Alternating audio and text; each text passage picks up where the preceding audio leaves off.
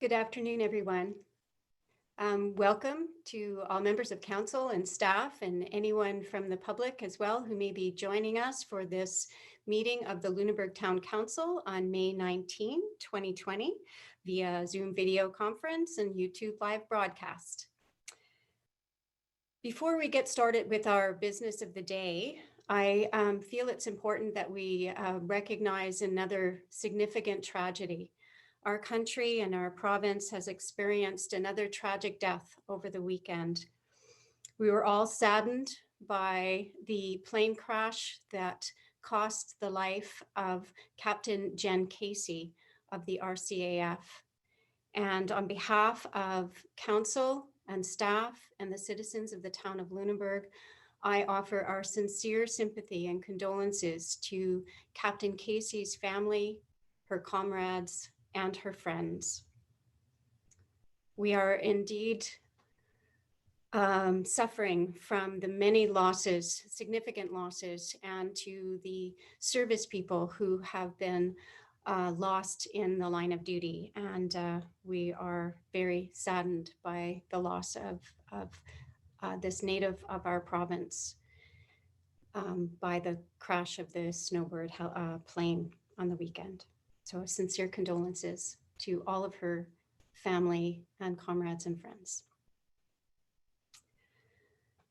So we do have a full agenda. We have a public hearing to get through today. So we will follow our agenda as planned, which begins with an approval of our agenda required by members of council. Motion made by Councillor Risser. Is there a seconder for that?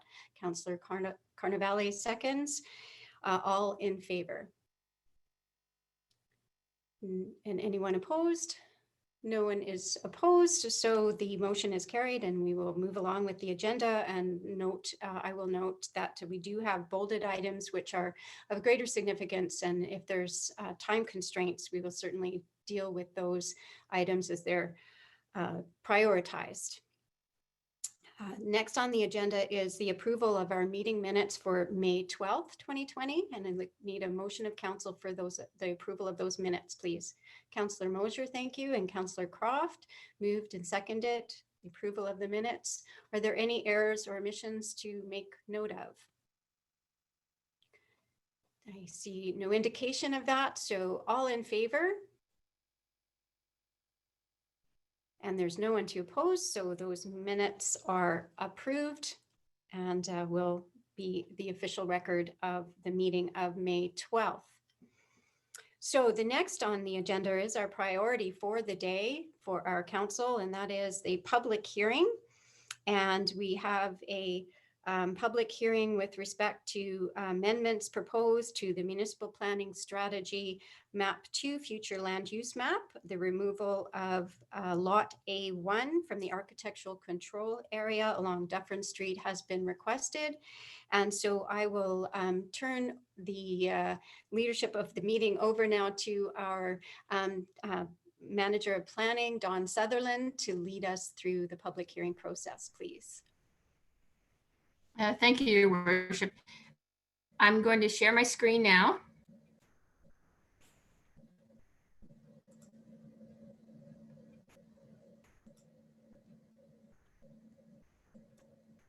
I'm trying. Okay. Everybody see my screen? Yeah? Okay.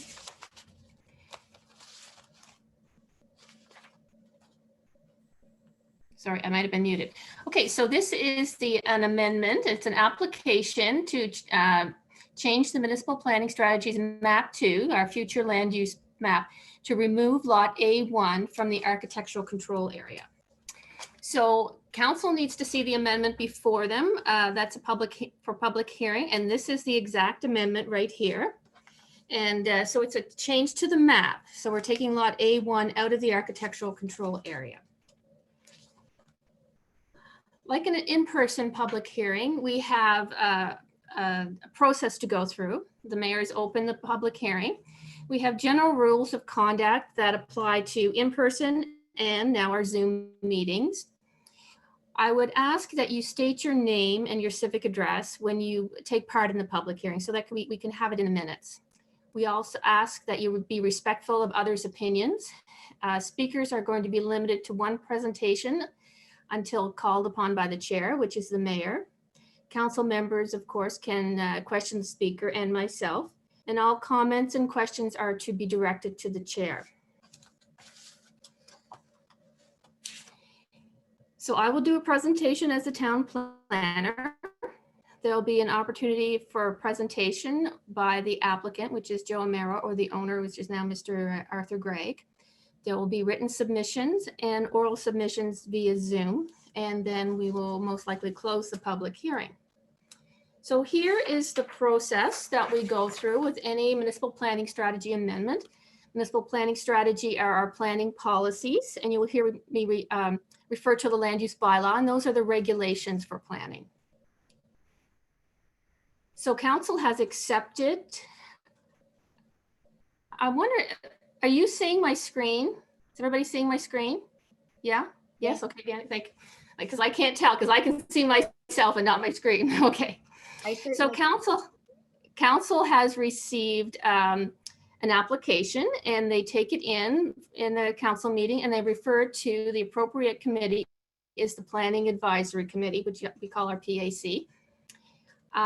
Once it's taken in, the Planning Advisory Committee hosts a public information meeting.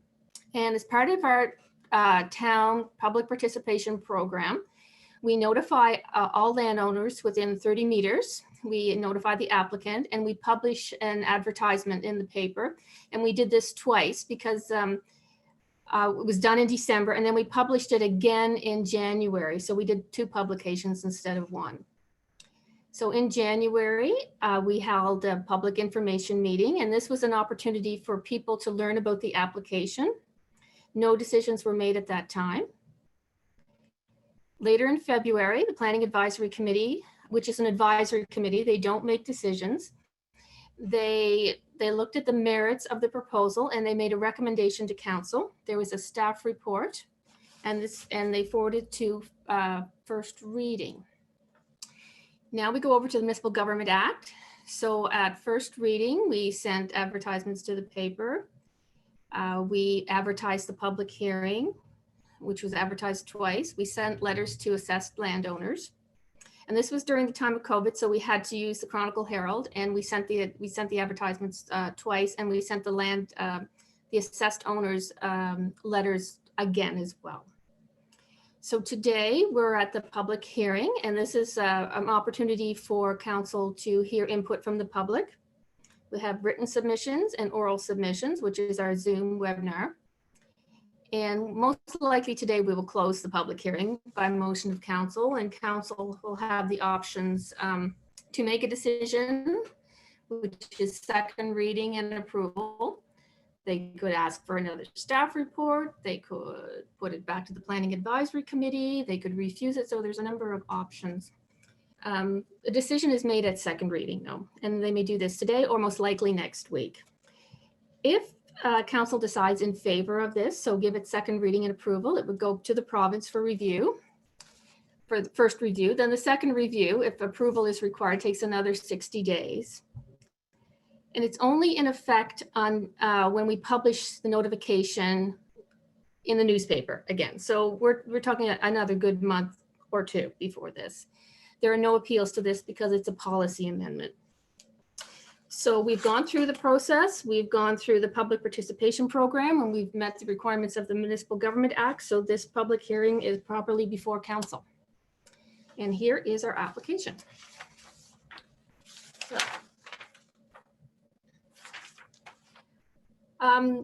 when we started this process back October-ish, September-ish, Mr. Joe Romero and Aldona, his wife, owned the lot. It has just changed hands. So I haven't been in contact with the new owner, Mr. Arthur Gregg, and he has his son, actually, Mr. Gregg was having computer difficulties. His son submitted an email saying that Mr. Gregg would like to respond to my last email to confirm that he wishes to support the proposed MPS map amendment for the removal of lot A1 from the architectural control area. So the new owner would like this process to continue and would like to have his lot removed from the architectural control area. So the reason for the request, this is from Mr. Romero. Mr. Romero has had this lot for sale for a number of years, and he feels that the architectural control area restrictions have hindered its sale. And Mr. Romero has also related that pending sales have been lost when buyers become aware of the restrictions in the architectural control area. And this is true, because I have had a number of people come in and want to build a certain type home on this lot. And then they find out it's in the architectural control area, that what their plans they have are not meeting the requirements in the land use bylaw. So that is true for a number, and then some may not be true, but my experience, it has been.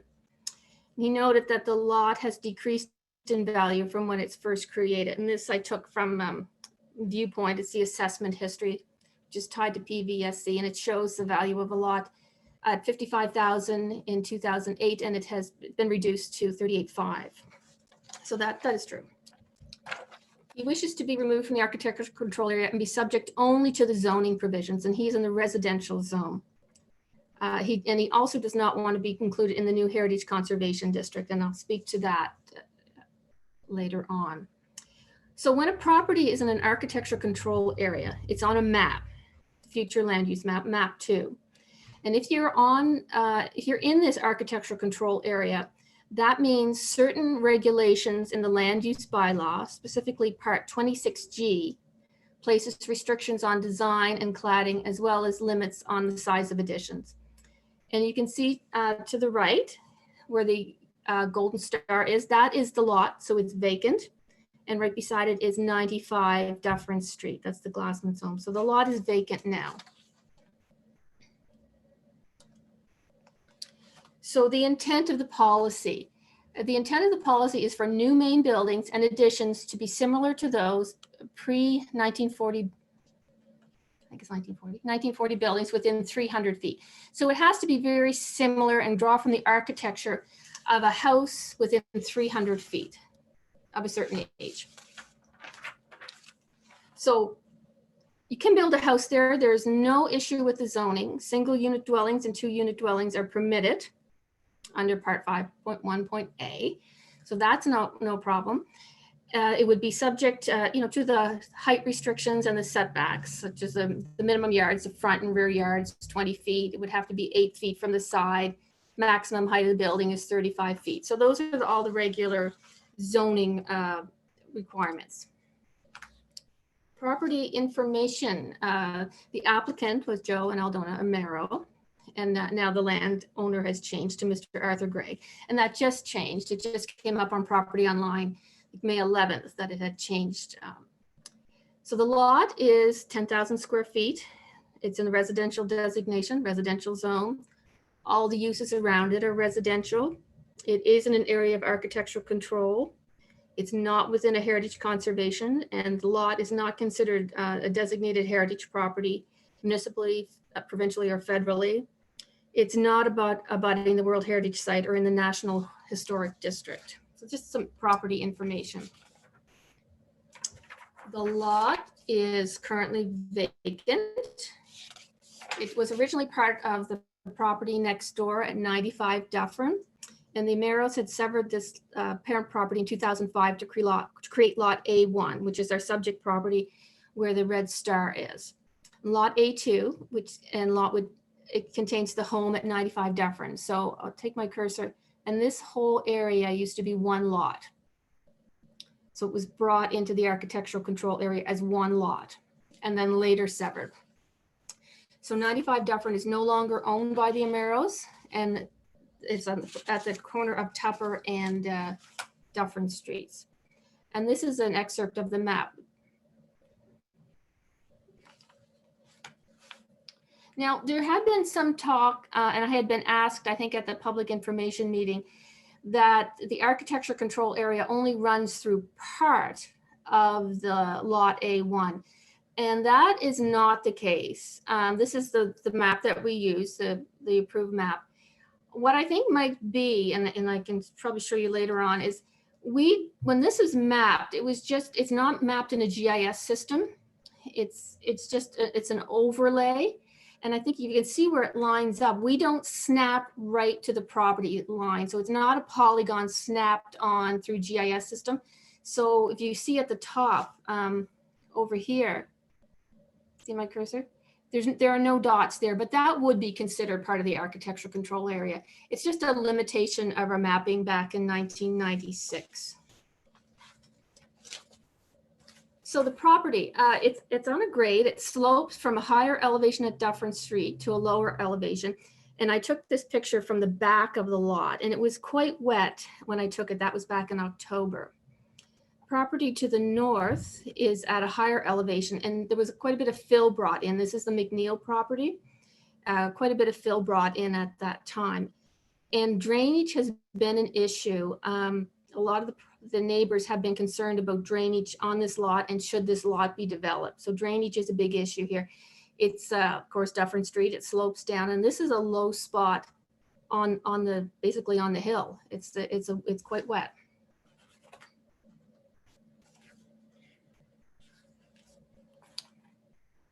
Just a bit of more information.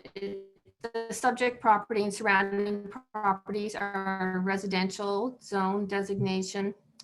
Intended use is for 1 and 2 unit dwellings permitted in the zone. Multi-unit dwellings would be allowed through development agreement process, which is the case in anywhere in the residential zone. It's in an area of low density residential development, and the lot is approximately 6 feet wide, so no further subdivision can be done. And it's also an infill lot, which means it's a vacant lot between 2 existing residences. So architectural control. In part 10 in the municipal planning strategy, architectural heritage sets out that council recognizes the potential social and economic benefits of preserving heritage in Lunenburg and is committed to its protection.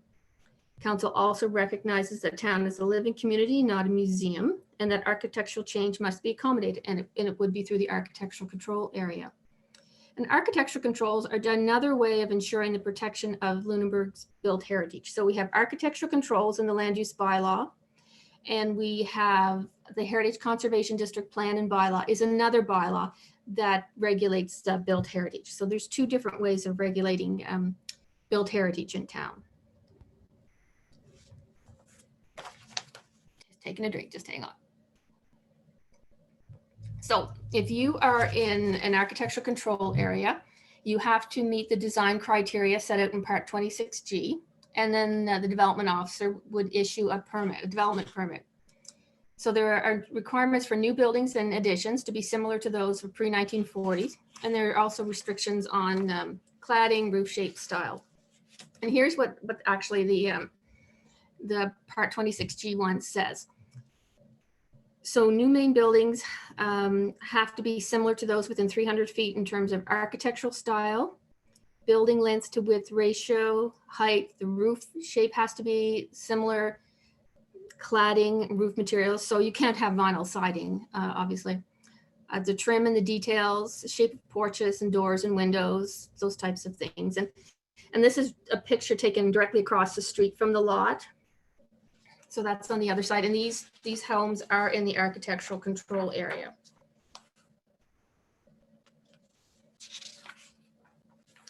Okay, so this is the same map again. The subject lot is the red star.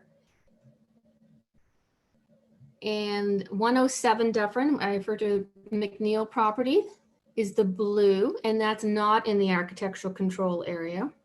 Property directly across the street is at 102, is within the boundary. So if we remove lot A1, the green will still be in the boundary. So it won't line up perfectly anymore. There would be a space here, not in the architectural control area. So it wouldn't line up. And the lot at 95 Dufferin in the corner, that's in the architectural control area. And all of these are pre-1940 across Dufferin Street. 95 Dufferin is a colonial, very well maintained home, and it's set back from the street.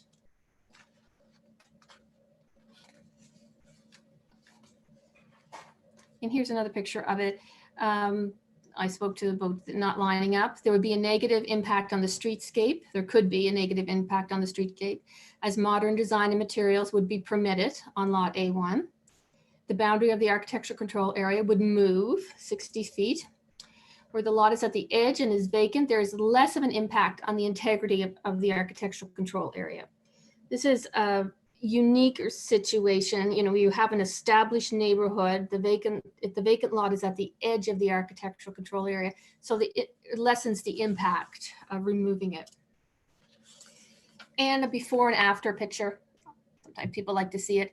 Before, existing map 2, and proposed would be to take the lot right out. So that would be a blank, no architectural controls. So that's a before and after.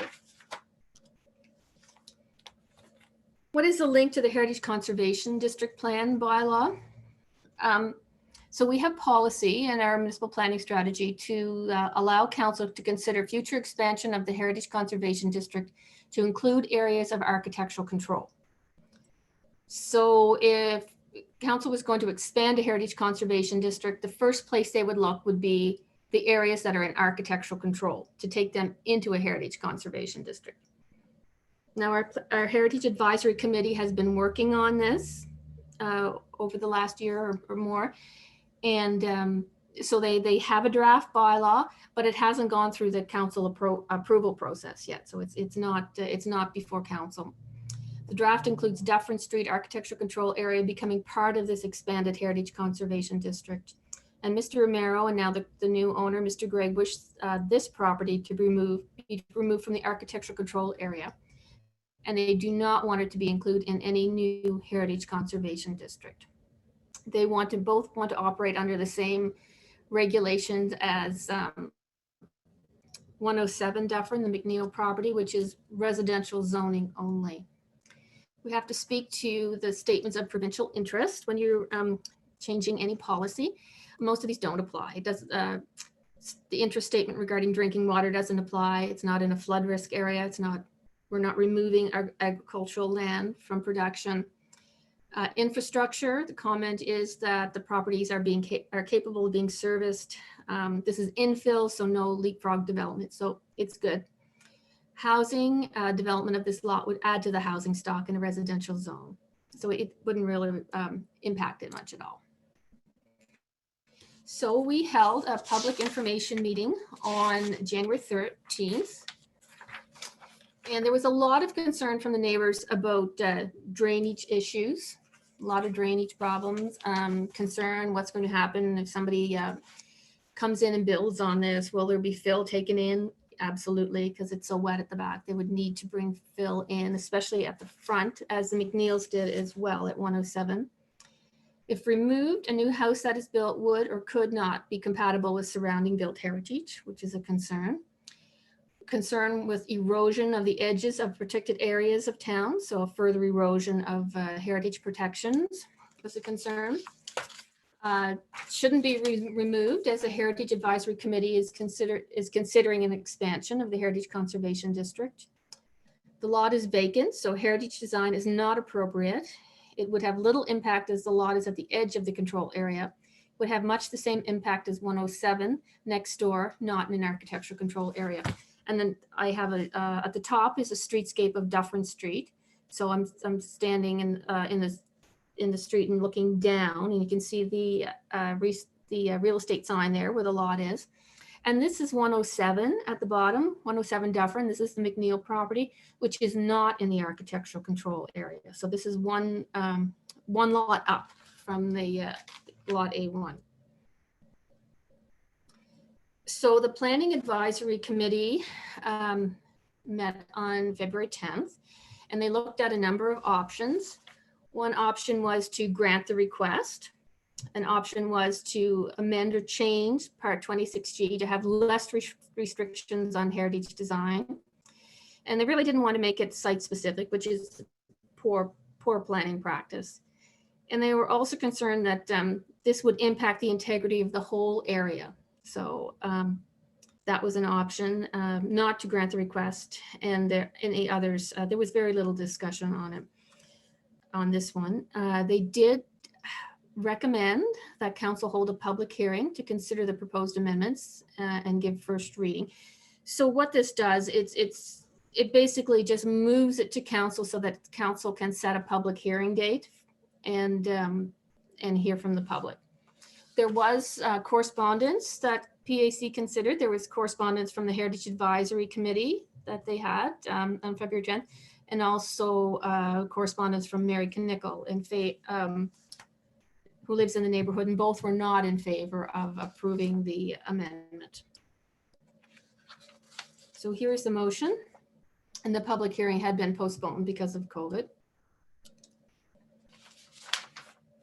And this is the application or the amendment one last time before you, so you're clear on what the application is about. So that concludes my presentation. I did speak with the current owner this morning, Mr. Arthur Gregg, and he didn't wish to make a presentation today, which is fine.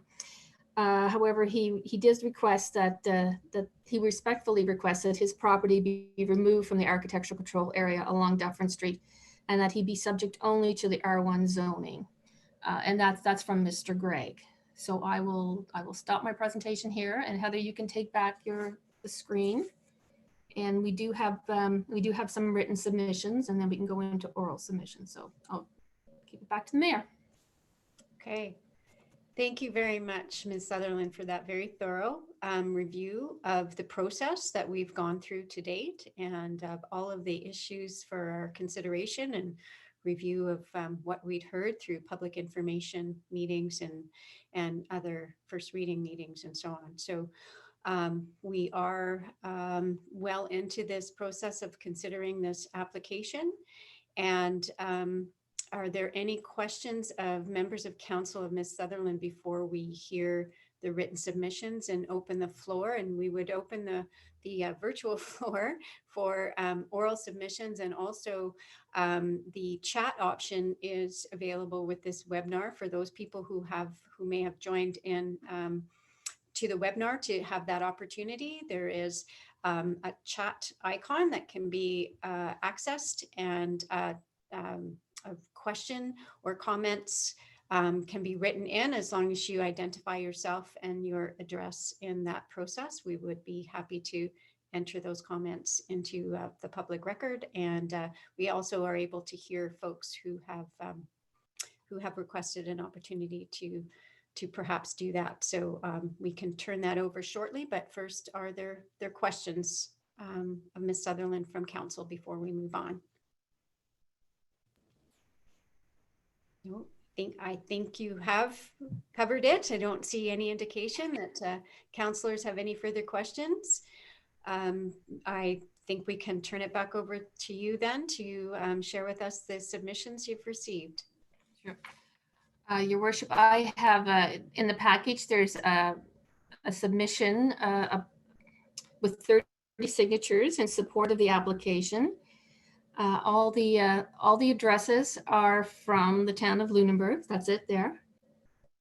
And I also have, so that's the submission. There's 30 names, 30 different names. I didn't count the number of addresses. Some of them are from the same address, but they're all from the town.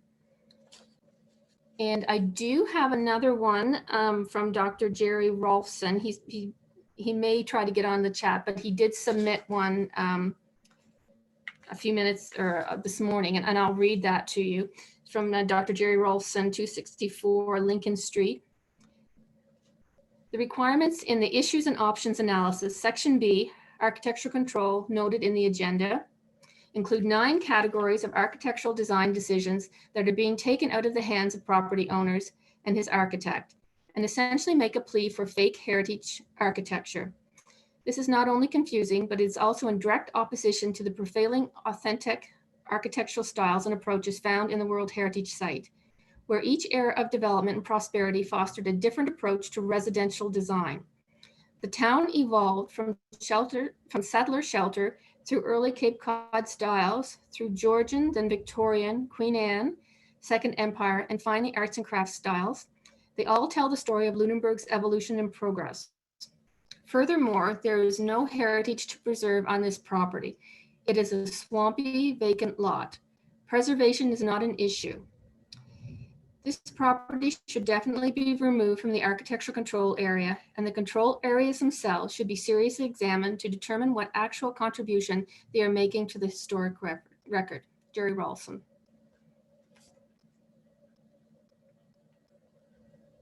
And that is all I have for written submissions. Okay, thank you very much. So I will enlist Ms. McCallum's help to see if there are folks participating in this hearing who may wish to speak to this. And Mr. There's nothing from the applicant, or is Mr. Amara looking to speak as the original applicant in this situation? I would ask. That was my understanding, Your Worship. I've just given him access to speak. Okay.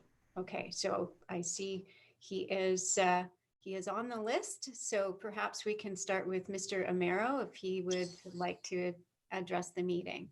Go ahead. Good afternoon, Your Worship and members of Town Council, and good afternoon to you as well, Miss Dawn Sutherland. Can you hear me? Thank you. It has been brought up a number of times about the drainage on Lot A1. Well, I've had that lot for a number of years, as you know, and there has never, ever been one complaint about drainage or swampy lot near the back of the lot. Now, the problems began when the Glassmans diverted their drainage by way of pipe all the way to the fence, which separates our two properties, 95 and Lot A1. And after that diversion of their water, that's when the problems began. From mere dampness to a lot of water there. Some describe it as a swamp, and I remember Mary described it as a moat, and disparaging remarks like that. And I took offense to that because the problem did not originate with Lot A1.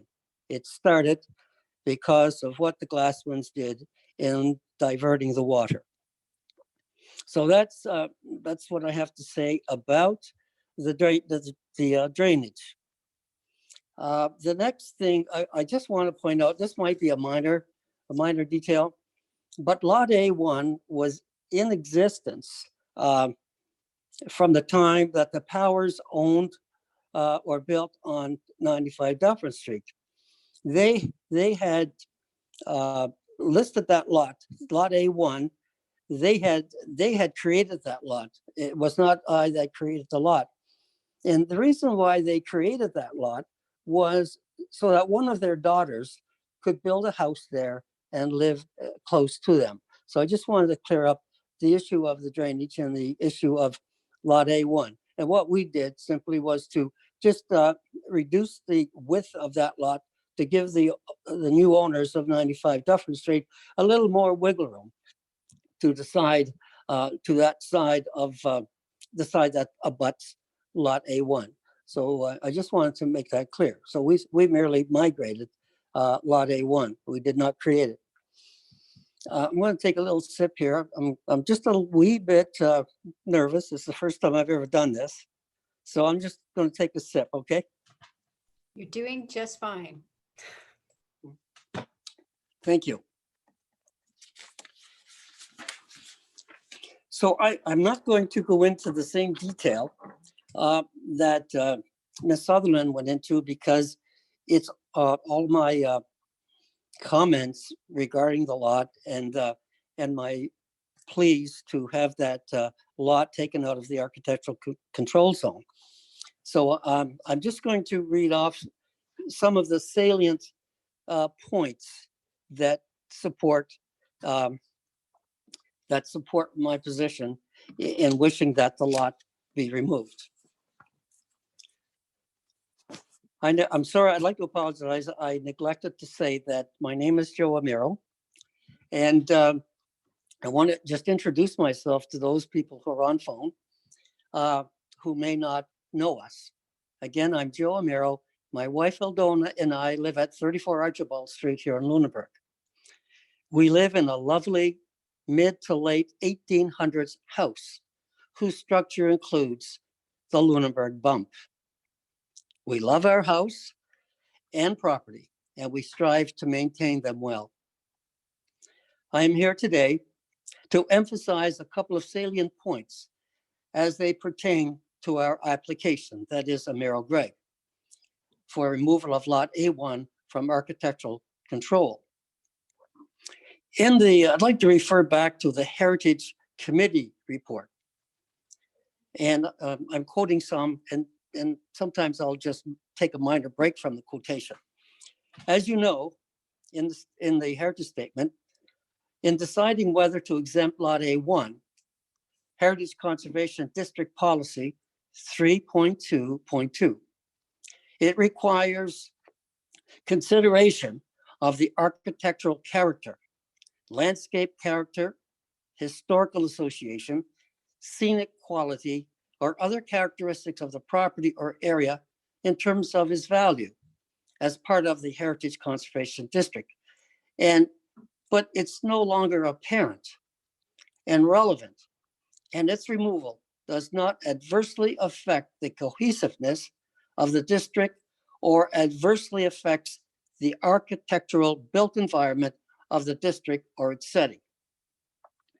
Staff has indicated many of the reasons why this consideration weighs in favor of granting our application.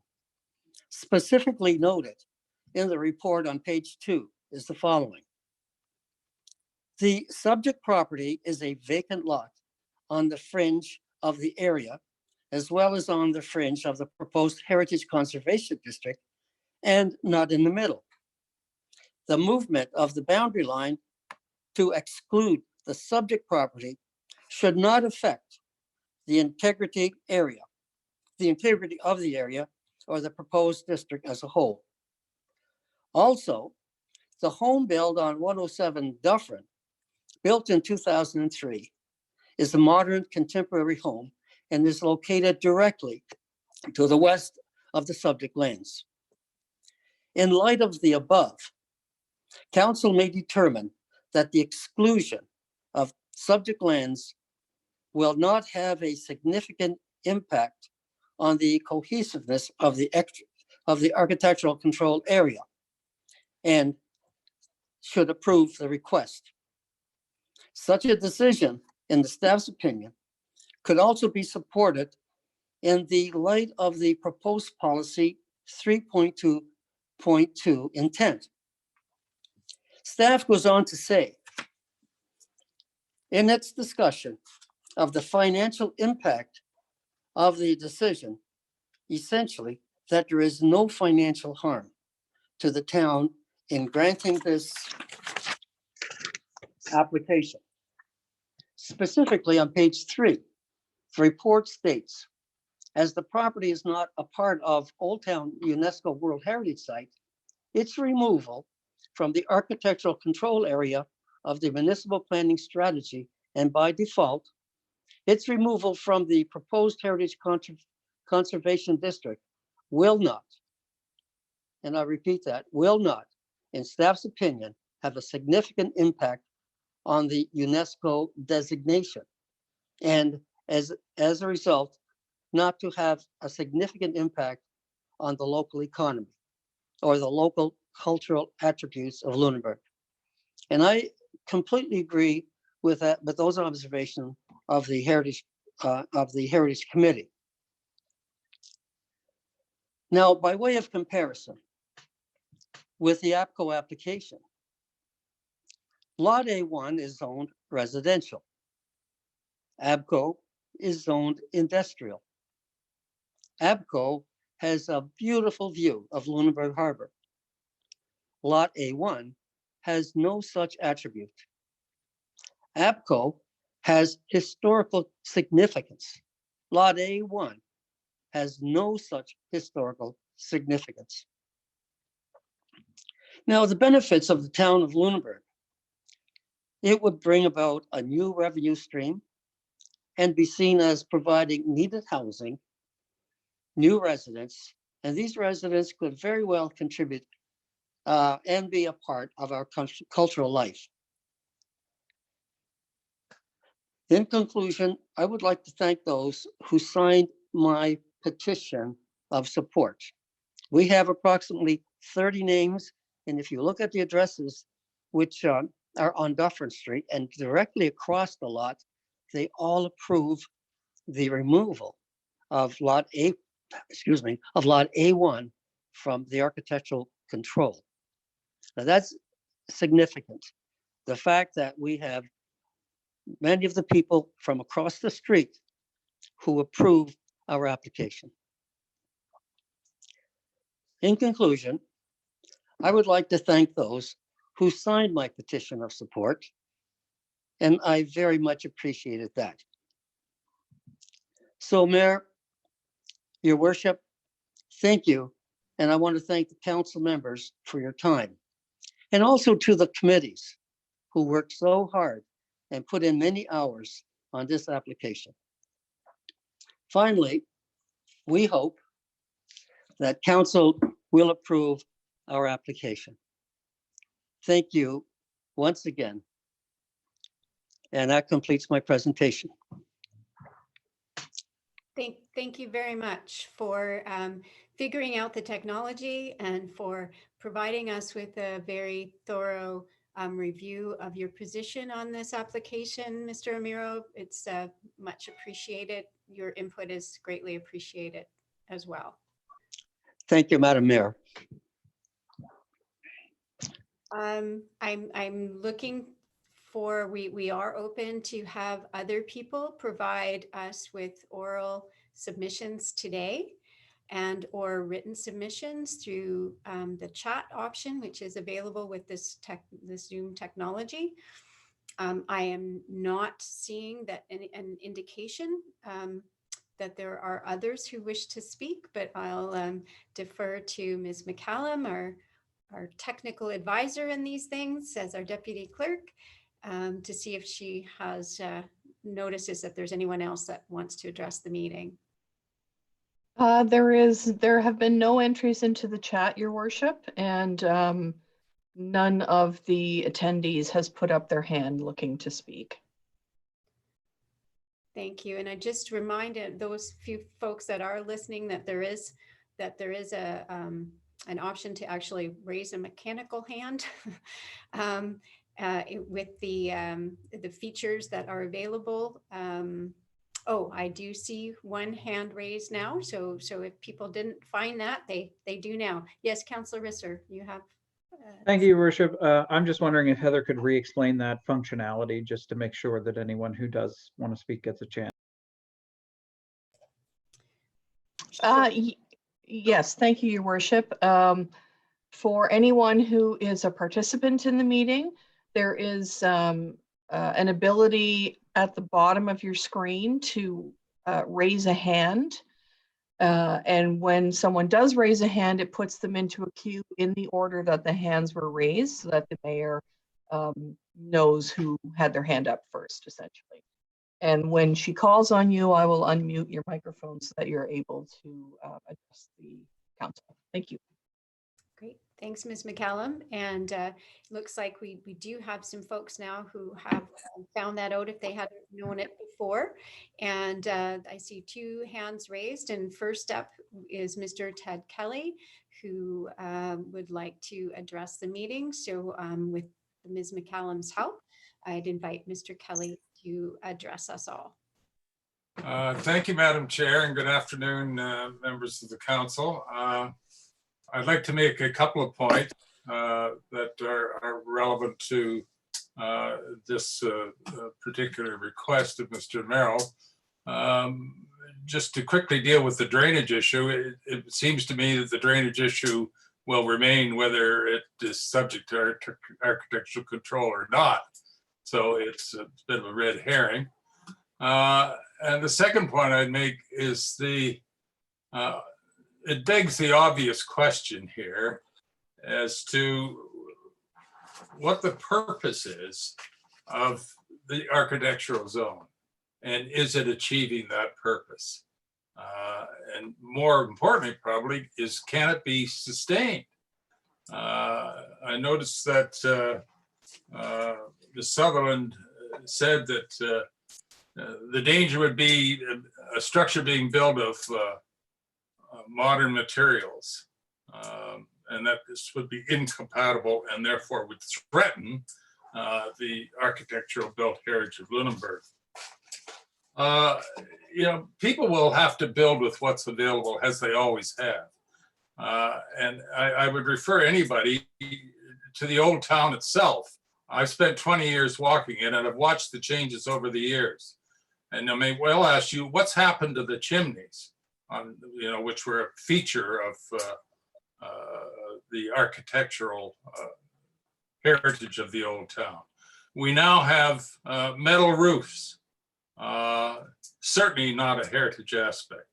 So these changes will occur, they will come, and you cannot stop the clock. It will just happen, and you'll continually have to compromise. So you have to ask yourselves, what are these architectural control zones going to achieve? That's the comment that I would make at this time. Thank you. Thanks very much for your comments, Mr. Kelly. Did Mr. Kelly, well, we have it. Just remind everyone to introduce themselves and their address. So we have Mr. Glassman, who indicated a desire to speak as well. So I'd ask Ms. McCallum to do her thing. And Mr. Glassman, welcome, and you're invited to speak. Thank you, Your Worship. So I can be heard right now? All right, thank you. Our main concern is the drainage.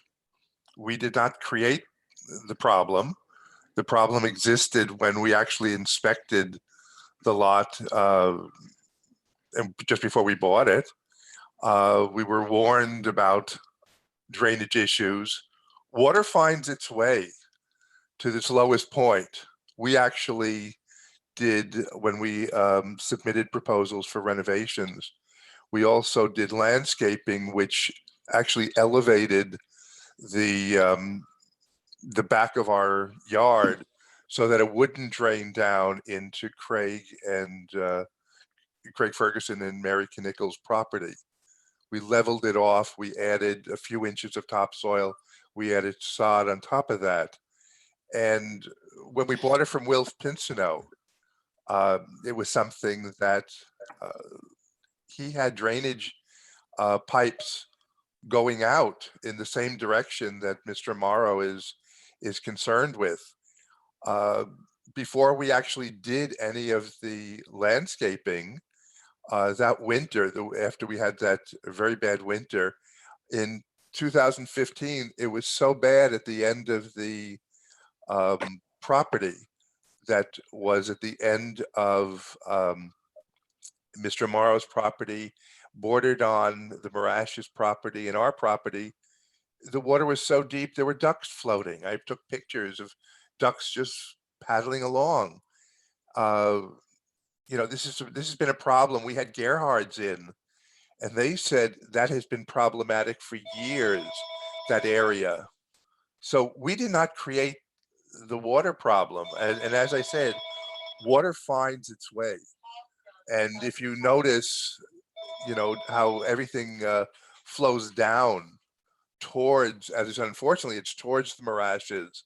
We had Mark Belliveau come in, and we showed him the problems that were on bordering Tupper, and then we brought him back to that corner lot, and he put in a drain connecting to the main water line, because of the water running, literally ran down Tupper, ran across our driveway and straight down into Craig Ferguson and Mary Knickel's yard. So they did put a catch basin there. When he walked back there, we were both literally ankle deep. But Mr. Belliveau said, this is not the town's issue. This is on private property, and there's really nothing that the town can do. So as I said, I take issue with the point that we caused the problem. The problem has been there for years, and we've tried to help it a bit in terms of our landscaping so as not to add to it.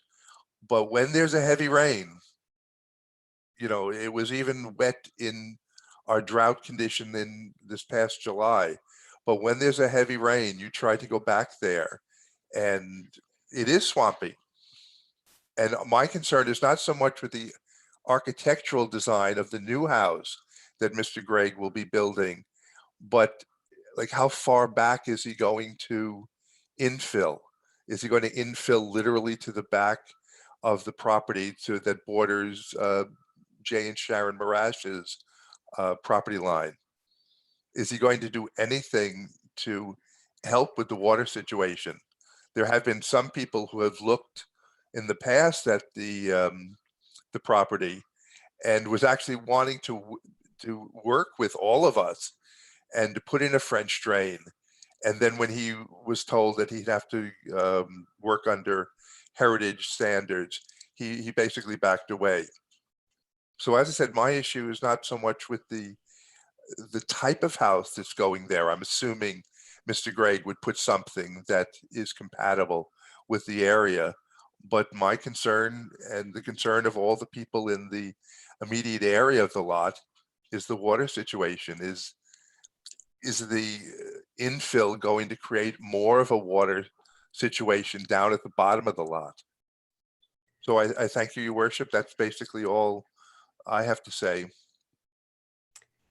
Thank you, Mr. Glassman, for your points as a property owner next to. And I would ask perhaps Ms. Sutherland if she could speak to the drainage issue for clarity for us, please, because I think it's been raised throughout this process. And I think perhaps there needs to be some clarification as to what is and what is not impacting this decision with respect to architectural control and where drainage on the property or where the wetness of the property in question weighs in on this decision or not. Thank you, Worship. Lunenburg is built on a hill, as you all know, a number of hills. So we have drainage issues and wet areas in a lot of backyards.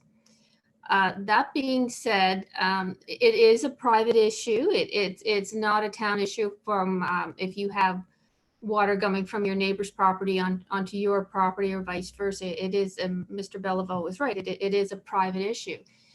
It is not an issue pertaining to architectural controls. So it's a totally separate issue. It's not impacting the architectural control areas or any of the regulations for architectural control. So it's a completely separate issue. And again, Mr. Gregg just bought the lot. I don't have any application. I don't have any preliminary plans. I don't know what he plans to do. And I don't think he has any plans yet either. He just bought the lot about a week and a half ago. So drainage is an issue. Neighbors are concerned. However, it doesn't impact on the architectural control areas.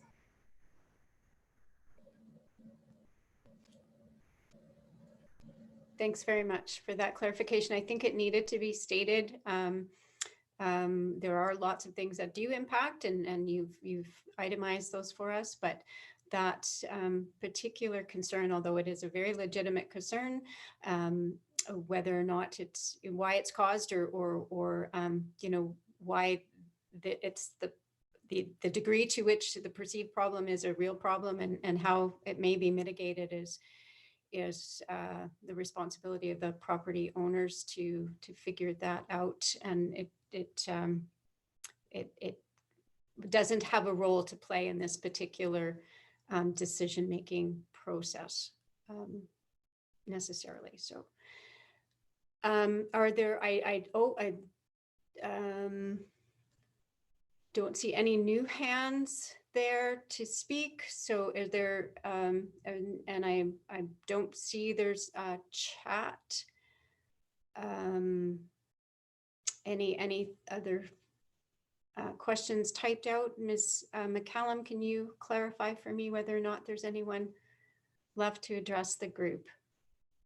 I see nothing in the chat, Your Worship. I'm not clear whether Mr. Kelly had re-raised his hand or not. Perhaps, oh, looks like he has. So that is our only pending. Is it the will of council that we hear further from Mr. Kelly on this issue? And I would look to you all for an indication. Yes, it's fine. See a majority. Just, Your Worship, I'm fine to hear from Ted again, but per the rules, are people limited to one time only? I would defer to Ms. Sutherland to speak to that. Typically, I think, unless there's a new item to raise, but I would ask her to clarify for us. So what we have been doing is each person gets a chance to speak, and if there's time, council will decide whether they'll let them speak a second time. So Mr. Kelly, you've been given leave to address this further. So the floor is yours. Thank you, Your Worship. I just want to add to the discussion on this point that it covers a lot of things, but the design of a structure is very much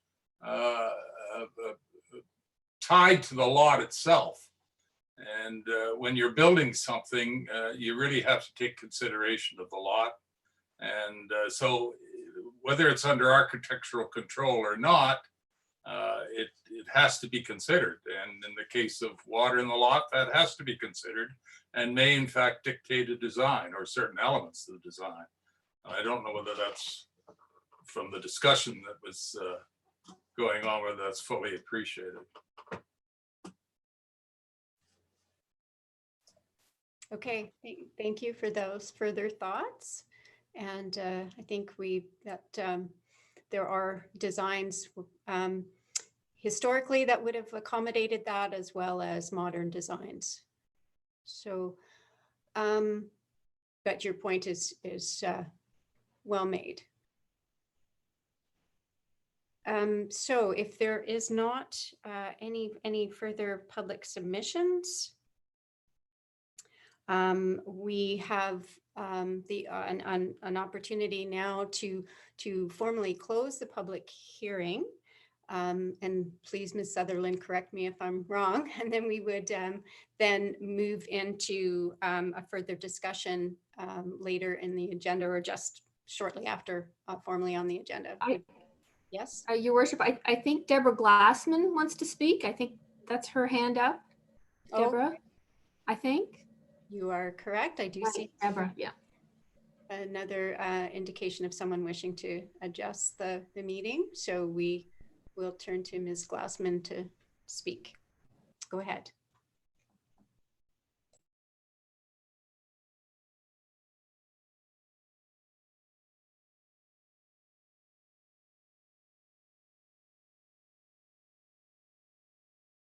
Ms. Glassman, you are unmuted, but we're not hearing you. If you prefer, I can read aloud the comment you've put in the chat. The If last that's part of that agreeable message- to you, just lower your hand.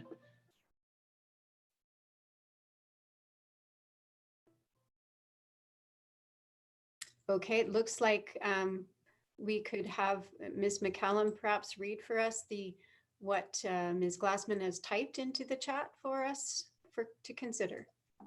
Thank you, Your Worship. Deborah Glassman's comment is as follows.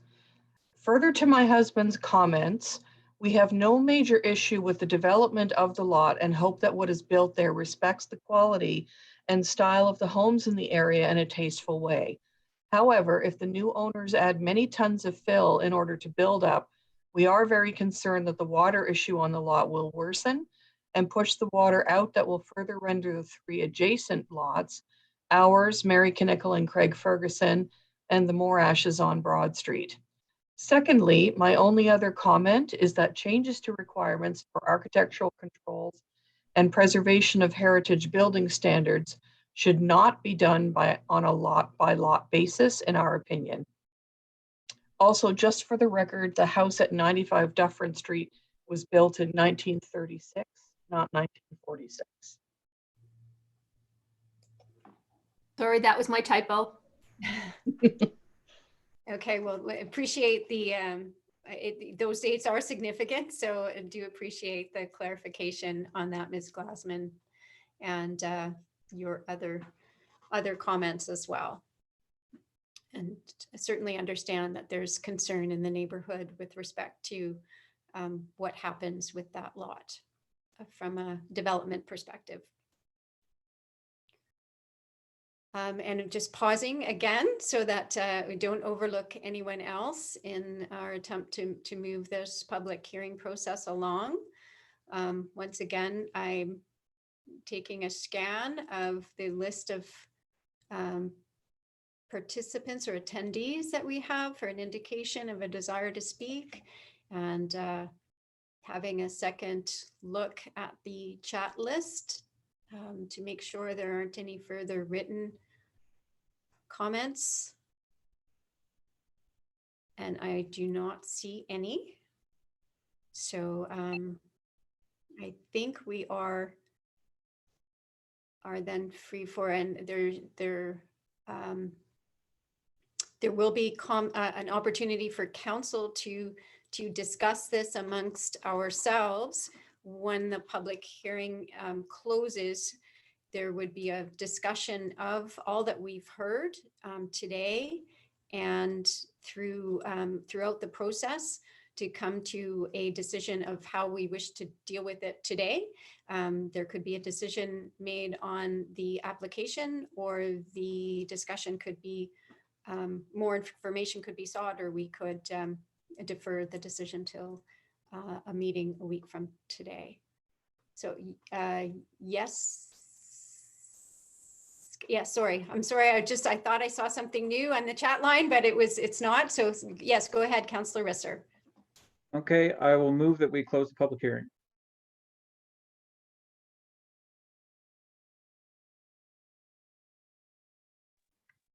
You're muted. See, I clicked, but it didn't, mustn't have been in the right spot. So it's moved by Councillor Risser, seconded by Councillor Croft, that the public hearing be closed. And I'm just going to double check with Ms. Sutherland that this is in order at this point in time. It is, your worship. So They're closed on this matter. And so, and again, look, discussion on this one. I guess we did. So there's no one to oppose. There is next on the, perhaps go further, is the opportunity and all of the various options that are to carry on with the discussion. Is there, Councillor Risser, sorry. But to the that we shouldn't be legislating or lot by lot, because we're going to look like a piece of Swiss cheese if we keep doing that. So the problem is we're going to keep getting these applications as long as we have regulations that are broad in their spatial scope and inflexible and unaccommodating of modernity in their content. So I'll move the recommendation, but I think to the broader question of how we're going to review and revise our heritage regulations, I think given what we've heard out of these processes and out of Project Lunenburg and other avenues, I don't know, it's up to council, but I think it's a good time to take stock and have a bit of a rethink. So Councillor Risser is moving that the application be approved for removal of the pit in question from the site, and that is seconded by the Deputy Mayor, Deputy Mayor McGee. So discussion then on this motion, please.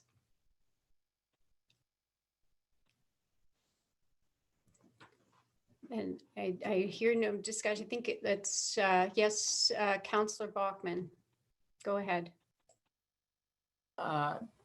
Definitely agree with what Councillor Risser was referring to, that I don't want to have to be doing this multiple times for multiple applications down the road. So don't know the best way to go around this or to make sure that there is a fix. But certainly don't want to have to be going down this road multiple times.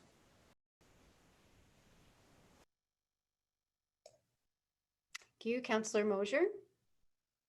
Yeah, I'll echo those comments as well. And well, maybe, you know, refer this to Dawn. How do we proceed to make this a more amicable, forward moving process, that we're not always, you know, mired in the same, we're going to be doing this over and over and over. How do we avoid doing this over and over and over, I guess? Yeah. Through the mayor. So under Project Lunenburg, we found that a lot of people were very much in favor of heritage preservation, and some were in favor of relaxation of the rules, some contemporary design. So that was new to us. We didn't really realize that. So maybe it's time to take a second look. We are in the middle of plan review. So with Upland through Project Lunenburg, so that can be looked at through Project Lunenburg. That's the architectural control area part of it. I mean, what the Heritage Conservation District Plan and Bylaw is separate from Project Lunenburg. So we will be taking a look at that through Project Lunenburg. Otherwise, you know, it's a little unique because the Romero lot's been going on for years and years and years. And it was sort of precipitated by the move towards Heritage Conservation District. And the ABCO application was an operational problem. He couldn't get there from here. And it was a confinement, a restriction of the architectural control regulations. Thank you, Ms. Sutherland. And I think it's very important to note that we are going through the process of updating our legislation, and that is the whole. I think that this is my 12th year sitting on town council, and this is the most applications I have heard or that have come up for this kind of removal or questioning of the zoning or the architectural control areas and the Heritage Conservation District. And this is the time. This is what we should be having, a wholesome look at what this is. And these applications are coming in, I think, very much precipitated by the processes that we're going through, which are very appropriate. And they are, you know, catalysts for a fuller discussion of what the districts look like. But we do have to deal with these applications well, because we haven't concluded that process. This is food for thought as the processes are drawing to conclusions. And so we will be looking at the fuller indications as they're presented to us in draft form through the draft CCP, the draft municipal planning strategy, and our update of our Heritage Conservation District Plan and Bylaw, which are all in process. So, and awaiting council input and the advice of our consultants and our staff. So we had some other Councillor McGee, or sorry, Deputy Mayor McGee and Councillor Risser in that order had both indicated desire to speak. Your Worship, I'm not sure that this is creating any great risk. I mean, if we were talking about a property, you know, in the old town area, I'm sure we'd have a very different reaction to it. You know, this particular property, not only is it on the edge of an architectural control area, which in themselves are in question over the next little while, but it's also right next to a house that comes right out of a Calgary suburb. So, you know, I don't think this is going to be I don't think it's going to generate a lot of requests. And I think we're very strong on our support for keeping the core areas intact the way they are. So I don't see this as being a big problem, nor will it be an ongoing problem. Thank you. Thank you. Councillor Risser? I'm good for now. I wanted to speak to the broader issue, but we'll have plenty of time for that later. Okay. Other members of Council, Councillor Croft or Councillor Carnavale, do you wish to add anything further? Councillor Carnavale? Yeah, I agree with our fellow councillors, Rizzer and Bachman and Mosier, that we go ahead with passing the agreements is good with me, and study the remaining at a different time. Thank you. So is there any further discussion from members of council? I would ask perhaps if Ms. Renton would please just read the motion back so we're clear, and Ms. Sutherland can comment if need be of whether or not it's as complete as it needs to be. Yes, thank you, Your Worship. Moved by Councillor Risser, seconded by the Deputy Mayor, that Council give second reading and approve the proposed amendment to the Municipal Planning Strategies Map 2 Future Land Use Map by eliminating Dufferin Street, Lot A1, round bracket PID 606-42741, end round bracket, from the architectural control area as set out in the staff report Schedule A, period. Through the mayor, I wouldn't reference the staff report. It's more the map, because it's the map that needs to be certified, not the staff report. Thank you. Thank you. Okay. Thank you for that clarification. It is the future land use map that we're dealing with, and the municipal planning strategy that we're looking to amend. So if there is no further discussion and we're clear on the motion as it was read and amended, I will call for the question. All in favor? And we are all in favor. There's no one is opposing this application. So the motion is carried, and the application will then continue on through the other formalities it must go through with Ms. Sutherland's guidance, and the map will at some future time be changed accordingly. Any further comments, Ms. Sutherland? Nope, that's great. Thank you, Your Worship. Okay. Thanks very much for that, everyone. Those were the priority items on our agenda. We do have another in-camera agenda that with some items that have some urgency to them that I just remind you of. But we are in dire need of a recess, I believe. So I'm wondering if we would recess and reconvene as council to deal with some minor issues, and then recess again to reconvene in camera, or if there's another suggestion from those of you with me.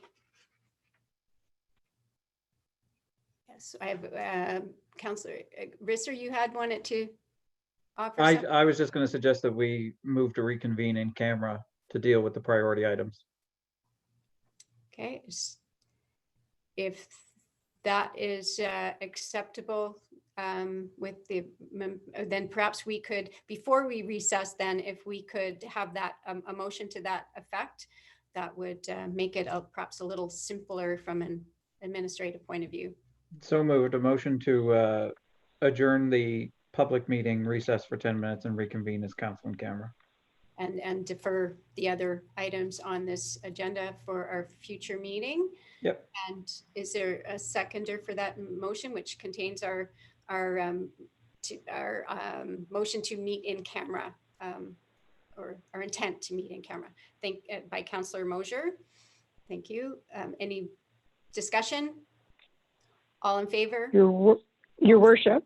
Yes, yes. It's Bea speaking. I just wondered, Mr. Kelly, I believe, is still on the line, or I assume he is, and perhaps, I don't know if council wants to receive his application and deal with the staff report, or if that's something for another day. I'm just assuming that that's in part why Mr. Kelly joined you today. That could be. I think that might generate a fair bit of discussion. But is there any council, I believe with their motion, is looking to defer that to an upcoming meeting of council? We did just receive the letter. The staff report was prepared for us out of, I think, an abundance of intent to help us in dealing with the letter that we had received, but it has not been any subject of discussion for council to this point, so we can defer the whole thing till we may have greater opportunity to deal with the issue, I believe. So are you clear then on the motion, Ms. Renton? Yes, no, I just wanted to point that out, Your Worship, and then we can just roll that item over and the other items to the meeting on the 26th of May, just so Mr. Kelly, if he's still online, is aware of that. Thank you, Your Worship. Okay. Thank you then. So are all in favor of the motion to adjourn, or to, sorry, yes, adjourn this meeting and reconvene as a committee of the in camera? All in favor? Opposed? Deputy Mayor is opposing, but the motion is carried. So we will have a, we will reconvene at 3:30 as council in camera, and remind our councillors that there is a separate Zoom in code to get into the in-camera meeting. So we'll see you shortly. And thanks everyone for joining us.